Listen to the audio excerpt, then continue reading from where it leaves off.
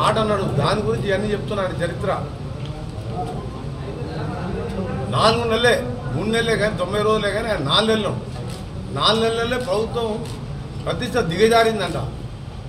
ఎందుకు 30,000 మందికి 3 నెలల్లో ఉద్యోగాలు ఇచ్చినందుక, 1వ తారీఖు జీతాలు ఇస్తున్నందుక, 22 కోట్ల మంది మహిళలు ఇవాళ ఆర్టీసీ బస్సులలో ఉచితంగా ప్రయాణిస్తున్నందుక, మనని నల్గొండ కొన్ని బస్సులలో మోటార్ సైకిల్ వేసుకొని తిరిగితే వాళ్ళ కళ్ళల్లో ఆనందం చూస్తే నాకు కూడా ఆనంద బాష్పాలు పడింది. సార్ మాకు నెలకు 700-800 కరెంట్ వచ్చే బిల్లు ఈ నెల 0 బిల్లు చూపించుకుంటూ దళితులు, మైనార్టీలు, బలహీన వర్గాల అన్ని వర్గాల ప్రజలు సంతోషంతో వాళ్ళు, ఎందుకంటే 1వ తారీఖు బిల్లు కట్టడం 2వ తారీఖు కట్ చేసేది ఆయన. దళిత వాడలు చూడలే, మైనార్టీ వాడలు చూడలే, బీసీలను చూడలేదు. అలాంటి 0 బిల్లు ఇచ్చి ఉచితంగా 200 యూనిట్లు కరెంటు బిల్లు ఇస్తున్నందుగా ప్రతిష్ట ఎవరిది దిగజారింది?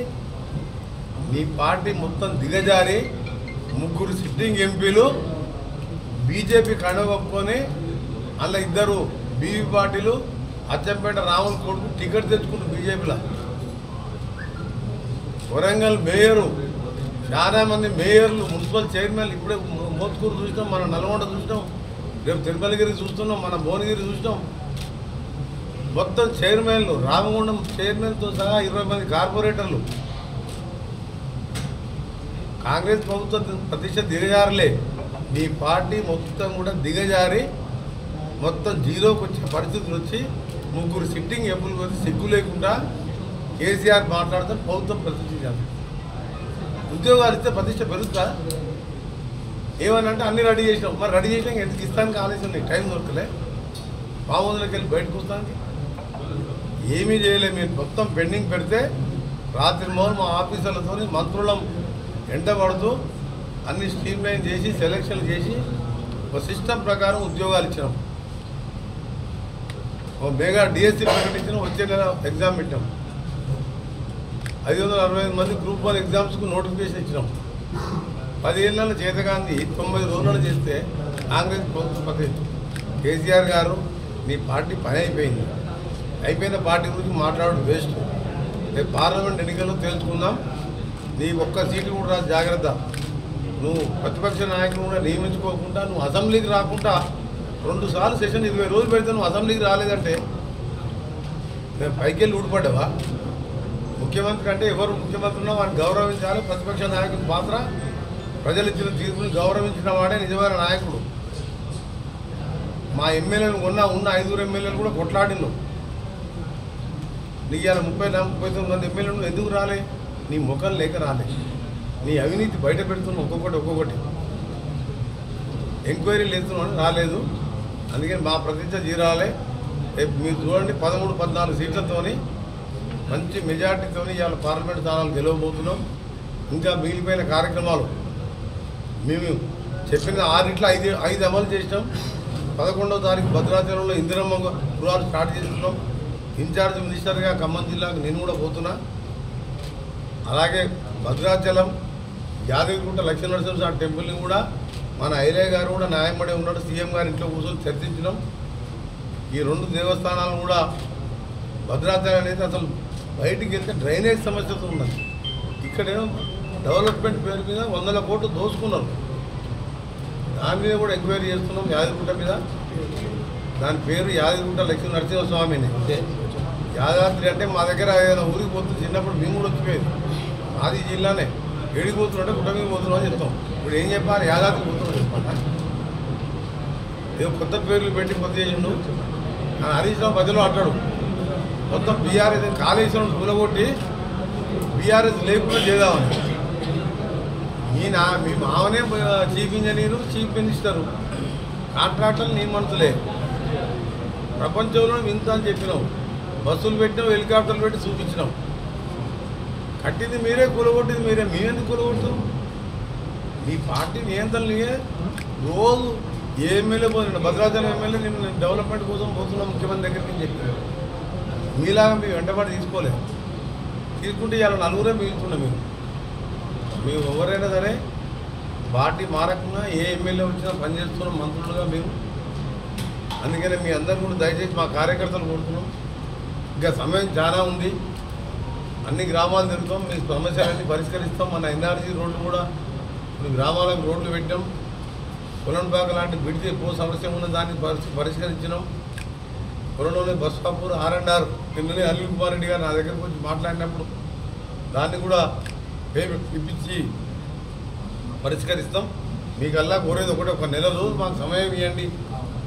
40 రోజులు 14వ తారీఖు నోటిఫికేషన్ వస్తే మొదటి ప్లేసులోనే తెలంగాణ ఎన్నికలు ఉంటాయి. మనకి ఈసారి మాత్రం 13-14 సీట్లు తెచ్చుకుంటే బీజేపీ నా పెద్ద లేదు మన జిల్లాలో, మన రాష్ట్రంలో. ఈ ఉన్న బీఆర్ఎస్ పార్టీ ఇప్పటికీ రోజు 3 ఎమ్మెల్యేలు, చైర్మన్లు, ఎంపీలు పోతూనే ఉన్నారు. వాళ్ళన్న బలవంతంగా డబ్బులు ఇచ్చి కొన్నారు కదా తప్ప మీ వాళ్ళు స్వచ్ఛందంగా కొందరు బీజేపీలో పోతున్నారు, కొందరు ఎక్కువ మంది మా దగ్గరికి గ్రామ స్థాయి నుంచి మండల స్థాయి, జిల్లా స్థాయి నాయకులు మా దగ్గరికి వస్తున్నారు. అందుకనే కేసీఆర్ గారు నువ్వు ఇలాంటి మాటలు నువ్వు అసెంబ్లీకి వచ్చి మేము చేసిన పథకాల గురించి ఒకసారి అరే మంచిగా ఫ్రీ కరెంట్ ఇస్తున్నారు, ఆర్టీసీ మహిళలకు ఉచితంగా ఇస్తున్నారు, గ్యాస్ సిలిండరు రేపు 1200 కట్టినా తెల్లారా 700 అకౌంట్ పడతాయి వాళ్ళ అకౌంట్లు. దేశం ఎక్కడ లేదు ఆ పథకం. 1200 సిలిండర్ కొనలేక మోడీ గారు 400 ఉన్నదాన్ని మోడీ గారు 1200 చేస్తే కేసీఆర్ ఎప్పుడు పట్టించుకోలేదు. దాని అలా ఈ నెలకెళ్ళి మీరు కొంచెం సిలిండర్కు మీరు 1200 పే చేసినా తెల్లారి అకౌంట్లో మీరు 700 పడతాయి. ఎప్పుడైనా ఆలోచన వచ్చింది ఆ కేసీఆర్ నీకు ఫ్రీగా ఉచితంగా పేదవాళ్ళింటికి ఉచితంగా కరెంట్ ఇవ్వాలి, సిలిండర్ ఇవ్వాలంటే ఈ 2 కలిపి ఎంత మిగిలిన చరిత్ర మారిపోయింది. ఒక ఆర్డినెన్స్ ఫ్యాక్టరీ 10,000-20,000 మందికి ఉద్యోగాలు మొత్తం ఇక్కడ BHEL, DRDO, DRDL కేంద్ర ప్రభుత్వ సంస్థలను వచ్చినాయి. అలాంటి జాతీయ నాయకులు వస్తే రేపు ఇండియా కూటమి అధికారంలోకి వస్తే మా తెలంగాణ కూడా ఇలా దేశంలోనే నెంబర్ 1 అవుతుంది. అందుకనే రావాలని కోరుతున్నాం. సెంట్రల్ ఎలక్ట్రానిక్ మీడియా మిత్రులకు మా గవర్నమెంట్ విప్ ఆలేరు ఎమ్మెల్యే గౌరవనీయులు సోదరుడు ఐలయ్య గారు, అలాగే గౌరవనీయులు సోదరుడు ముఖ్యమంత్రి ఎమ్మెల్యే అందరూ శాంపుల్ గారు, అలాగే మా DCC అధ్యక్షుడు సంజీవ్ రెడ్డి గారు, మా నూతనంగా ఎన్నికైన మోర్పూర్ మున్సిపల్ చైర్మన్ మన పైల గారు, అలాగే ఎంపీపీ గారు, ఇంకా మా నాయకులు చాలామంది ఉన్నారు. మీ అందరికీ నమస్కారం తెలియజేసుకుంటాం. ఈరోజు ప్రైవేట్ కార్యక్రమంతో వచ్చినా మాట్లాడుతూ దాంతోపాటు అభివృద్ధి కార్యక్రమాలు కూడా ఏ విధంగా అప్పటికే ప్లాన్ చేసుకుంటాం. ఇరిగేషన్ మినిస్టర్ దగ్గర బస్వాపూర్ కానివ్వండి, గంధమల్ల రిజర్వాయర్ గురించి కానివ్వండి, ఆలేరు భువనగిరి ప్రాంతాలకు సంబంధించిన మిషన్ భగీరథ నీళ్ళ గురించి 200 కోట్లతో అడిషనల్గా మల్లన్న తయారీకి ఎస్టిమేషన్ చేసి R&B శాఖ ద్వారా కాంగ్రెస్ పార్టీ కూడా ఇప్పుడు మీరేమంటున్నారు? ఏమీ లేదు, పదవులు రాని వారి గవర్నమెంట్ ఉన్నది. మార్కెట్ చైర్మన్లు ఉంటాయి, గ్రంథాలయ చైర్మన్లు ఉంటాయి, స్టేట్ కార్పొరేషన్ చైర్మన్లు ఉంటాయి. కొన్ని వాళ్ళకు సంబంధించిన మాకు డిఫరెంట్ పోస్టులు ఉంటాయి. గవర్నమెంట్ మా దగ్గర కూడా అందరికి కూడా ఈ పదవి రాని వారు వేరే పదవిలో అకామిడేట్ చేస్తాం, ఓవరాల్ డెవలప్మెంట్ చేస్తాం. ఇందులో ఇల్లు కడతాం, 3,000 ఇల్లు. ఒక కాన్సెన్స్ కంటే 5 లక్షలు అంటే మీరు అర్థం చేసుకోండి. ఒక్క ఇల్లు, ఒక ఇల్లు కట్టాలి, ఒక రేషన్ కార్డు ఇవ్వలే. రేపటికెళ్ళి రేషన్ కార్డు మొదలు పెడుతున్నాం. అందుకనే కేసీఆర్ గవర్నమెంట్కు మా గవర్నమెంట్ నక్కకు నా గవర్నమెంట్ తేడా ఉంది. ఏం దిక్కులేక 3 ఎంపీలు పోయినరు, మేయర్లు పోతున్నారు, చైర్మన్ పోతున్నారని ఆఖరికి పోయి ఆయన కాలు పట్టుకొని ప్రవీణ్ కుమార్ కాలు పట్టుకుని కడుకొచ్చిన ఆయన పరిస్థితి. బీఆర్ఎస్, బీజేపీ, బీఆర్ఎస్, బీఎస్పీ కలిసి ఇంకో బీజేపీ కలుపుకో, 3 కలిసినా సరే మేము 13 సీట్లు వస్తున్నాం. ఎవరికి టికెట్ వచ్చేది? ఈ పార్లమెంట్ ఎన్నికలు ఓన్లీ స్టీరింగ్ కమిటీ ఢిల్లీలో నిర్ణయిస్తాం. అసెంబ్లీలో అయితే ఒక ఈయనకి అయితే గెలుస్తారని చెప్పి మా ఒపీనియన్ చెప్పొచ్చు, కానీ వాళ్ళు సర్వేలు చేసుకొని టికెట్లు ఇస్తారు. రాహుల్ గాంధీ భువనగిరి, నల్గొండ కోరమని పోటీ చేయమని నేను వ్యక్తిగతంగా లెటర్ రాసినాం. PCC ప్రెసిడెంట్తో చెప్పించినాం, ఉత్తమ్ కుమార్ గారు చెప్పినాం, అందరూ చెప్పినాం.